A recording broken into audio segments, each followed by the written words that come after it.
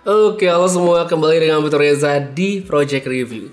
Ini yang di tangan saya adalah iPad 8, iPad generasi ke-8 dari tablet murahnya Apple. Kenapa bisa dibilang murah? Karena ini untuk perangkat yang rilis tahun 2020, harganya di Singapura itu nggak sampai 6 juta rupiah. Jadi kalau kita konversi kursa itu nggak sampai 6 juta rupiah.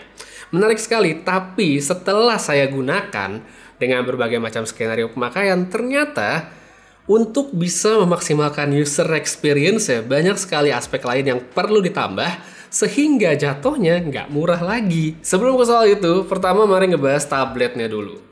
Untuk takaran 2020 memang perangkat ini bisa dibilang tampak kuno dengan bezel tebalnya. Selain itu, iPad ini juga masih memiliki tombol home yang berfungsi ganda sebagai sensor sidik jari alias Touch ID. Dalam pemakaian, paling tidak dari pengalaman saya, tombol ini jadinya memang hanya terpakai karena punya sensor sidik jari aja. Tapi kalau untuk kembali ke home atau kita buka daftar aplikasi untuk multitasking, sebenarnya udah nggak perlu karena semuanya sudah dilakukan dengan gestur di layar. Tapi buat yang masih tetap ingin pakai, saya yakin masih banyak juga, jadi ya mungkin tombol ini bisa berguna. Kekunoan perangkat ini juga nggak sampai di situ aja, karena kalau dilihat di samping, masih ada jack audio. Sesuatu yang makin jarang kita temui, tapi entah gimana masih ada di perangkat rilisan 2020 seperti yang sekarang. Jadi kalau masih senang dengan kabel, mungkin ini bakal jadi sesuatu yang menarik untuk digunakan. Kemudian untuk soal layar, ukurannya 10,2 inci dengan panel IPS yang punya resolusi tinggi. Untuk kebutuhan multimedia, baik itu nonton atau gaming, sebenarnya udah bagus di kelasnya. Audio pun udah cukup kencang, tapi kalau udah terbiasa dengan output yang balance kiri kanan, mungkin bakal agak sedikit kurang nyaman pas pakai tablet ini karena outputnya tuh sebelah doang gitu ya. Speakernya di satu sisi yang sama semua. Ngomongin soal spesifikasi, nah ini sebenarnya yang mulai seru dari iPad terbaru ini adalah salah satu aspek yang diperbarui Apple, meskipun sebenarnya jadinya nggak benar-benar baru juga sih. Chipsetnya menggunakan A12 Bionic, A12 Bionic seperti yang ada di iPhone XS, iPhone XR, dan juga iPad mini 5 yang udah rilis tahun lalu. Jadi chipset ini udah pernah dipakai Apple dari tahun lalu buat iPad. Jadi ini kayak apa ya, bisa dibilang diferensiasi produk dari segi ukuran. Mau yang di bawah 8 inci ya pakainya iPad mini, mau yang di atas 10 inci ya iPad yang sekarang ini bisa dipakai. Jadi ya kayaknya sih begitu. Lalu kita sekarang lihat ke kapasitas penyimpanan. Ada dua versi, yaitu 32 dan 128, nggak ada 64 yang di tengah-tengah.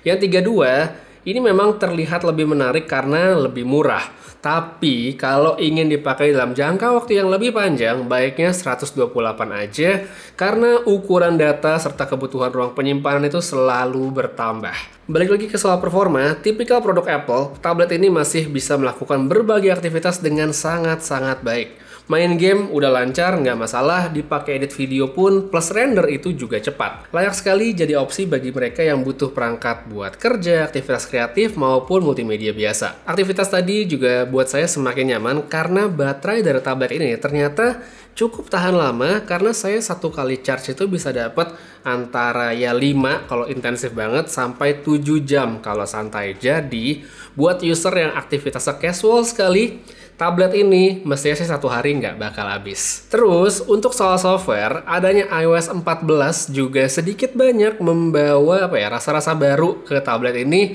seperti hadirnya widget serta fitur Apple Pencil yaitu Scribble. Scribble ini menarik karena user bisa menggunakan Apple Pencil buat menulis di tempat lain selain notes. Berguna banget bagi mereka yang mungkin sering banget pakai pensil supaya nggak ribet untuk pindah ke keyboard dan segala macamnya ketika butuh nulis di kolom-kolom yang biasanya perlu ngetik. Sedikit untuk kamera, baik di bagian depan maupun belakang, hanya ada satu yaitu dengan resolusi 8 dan 1,2 megapiksel. Ya, 1,2 megapiksel ya di 2020. Yang di depan ini memang minimal banget sehingga pemakaiannya tampaknya sangat terbatas hanya untuk FaceTime atau video call. Bisa juga sih untuk foto atau ngambil video, cuma ya hasilnya apa adanya banget ya. Oh ya, soal video call, kamera dari tablet ini kan kalau kita gunakan dalam orientasi landscape itu adanya di samping, sehingga kalau misalnya kita lagi webinar atau segala macam itu seluruh-seluruhnya kita ada di depan tablet, pasti jatuhnya akan tampak miring juga. Jadi untuk hasil yang lebih baik, saya menyarankan jika memungkinkan pakainya itu di orientasi portrait aja kayak gini gitu ya. Cuma sayangnya kalau pakai ini nggak bisa, jadi ya perlu diakalin supaya bisa pakai di orientasi portrait kayak gini supaya benar-benar pas di tengah. Sampai sini kalau disimpulkan sebenarnya iPad 8 ini, iPad generasi ke-8 memang tablet yang menarik sekali karena performanya bagus, harganya pun juga yaitu tadi tergolong terjangkau. Nah soal harga ini sebenarnya yang buat saya agak gimana gitu ya. Jadi saya kan udah unboxing sebenarnya minggu lalu, dimana saya beli waktu itu harganya masih 6,5 jutaan lah ya. Nah tadi pas video ini mau dibuat saya browsing sebentar untuk mastiin harganya dan ternyata udah pada turun di angka 5,7 sampai 5,8 juta. Jadi saya udah rugi berapa? 700.000 dalam waktu 1 minggu. Tapi nggak apa-apa, berarti buat banyak orang harganya makin terjangkau dan semakin mirip ya. Jadi dengan harga yang ada di Singapura bagus banget. Tapi itu tadi seperti yang saya bilang di awal video, sekalipun ini tabletnya udah murah, udah oke secara performa juga, untuk bisa maksimalkan user experience-nya itulah yang perlu ditambah ini itu supaya bisa lebih oke. Seperti misalnya Apple Pencil itu ya buat yang butuh ya, Apple Pencil itu harganya 1 jutaan, 1,2 sampai 1,5 lah untuk yang generasi pertama. Terus untuk keyboard, ya seperti yang saya pakai ini adalah smart keyboard dari Apple-nya langsung.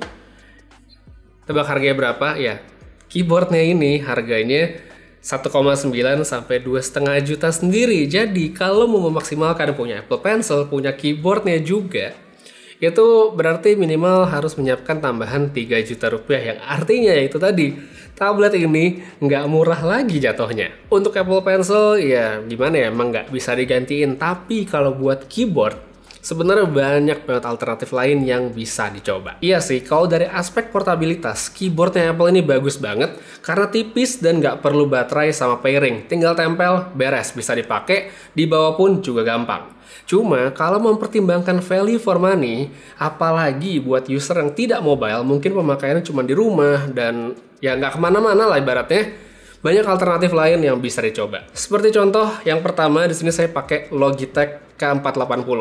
Keyboard Bluetooth yang udah bertahun-tahun saya pakai dan masih bisa diandelin. Ukurannya iya agak besar, tebal juga, tapi keyboardnya ini enak banget dipakai ngetik. Selain itu, ada tempat buat naruh tablet atau handphone sehingga mau dipakai portrait atau landscape itu nggak masalah. Terus untuk alternatif kedua, nah yang ini sebenarnya lebih mahal sih, tapi lebih oke.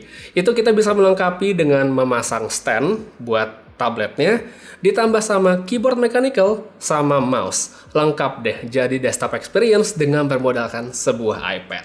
Sampai sini kayaknya udah sih, segitu aja yang bisa saya sampaikan tentang pengalaman serta reviewnya iPad 8. iPad generasi ke-8 ini sekali lagi adalah tablet yang bagus dari segi performa dan harga, tapi ya itu tadi, untuk bisa memaksimalkan user experience-nya butuh tambahan ini itu ya supaya lebih enak pakainya. Jadi buat yang mungkin tertarik dengan perangkat ini bisa cek link yang ada pada kolom deskripsi di bawah. Itu adalah dari toko yang sangat saya rekomendasikan.